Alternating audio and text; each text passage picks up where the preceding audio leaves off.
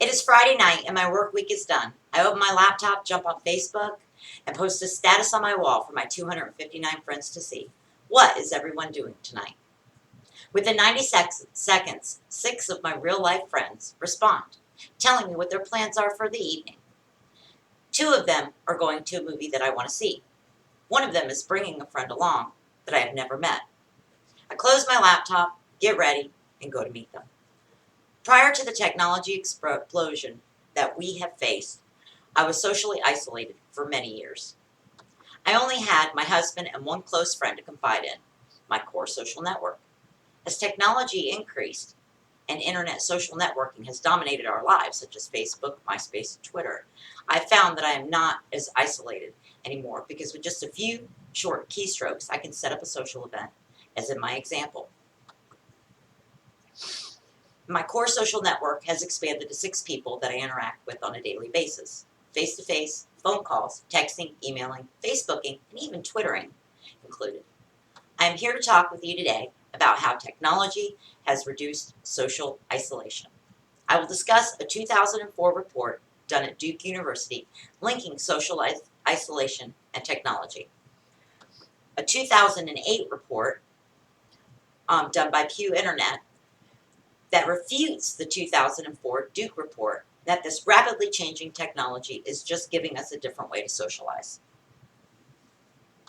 First, it is important to know if there is a link between social isolation and technology.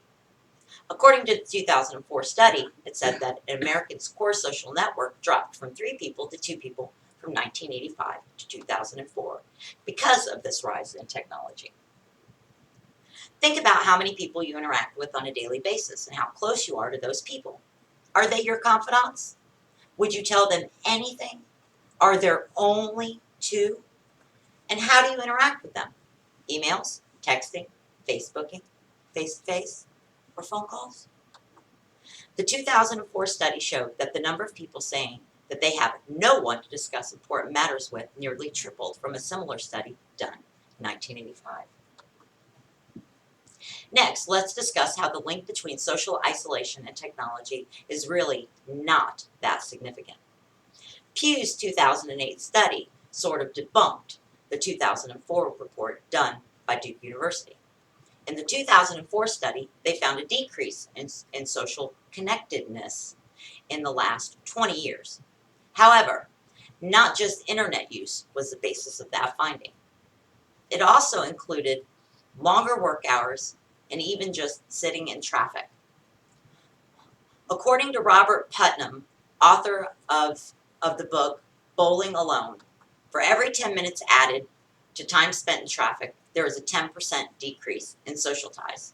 Therefore, the 2008 study showed that the 2004 study was not accurate in concluding that social isolation increased because of technology. The 2008 study proved that the number of Americans who are truly socially isolated has not significantly changed since 1985. Finally, as new technology emerges, new ways of socializing are developing. We are essentially just finding new ways to socialize. The Pew research in 2008 has shown that people have face-to-face contact with their closest personal ties about 210 days a year. Phone contact 195 days a year.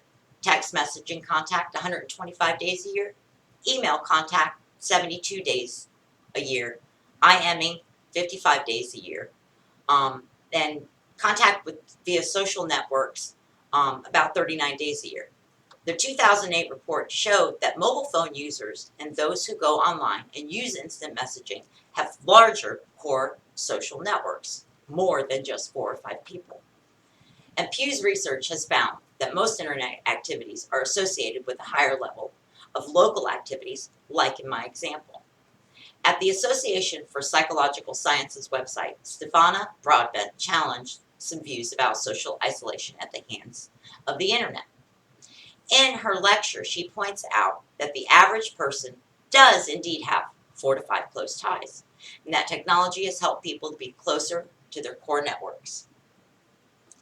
The threat of social isolation does indeed exist, But it is not because of technology that people are socially isolated. Technology can, in fact, de-isolate people who may have been previously socially isolated, like myself. Colin Delaney, founder of ePolitics.com, said, "Just about everything we do online is an extension or re-imaging of the things we've been doing offline for a long time." In conclusion, there is not a solid connection that technology increases social isolation. I do believe that technology can help a person who is already prone to social isolation become that way. At the movie with my two friends, I met Ray. She friend requested me on Facebook. She and I are now close friends. I now have 7 people in my core social network because of technology. See you in cyberspace.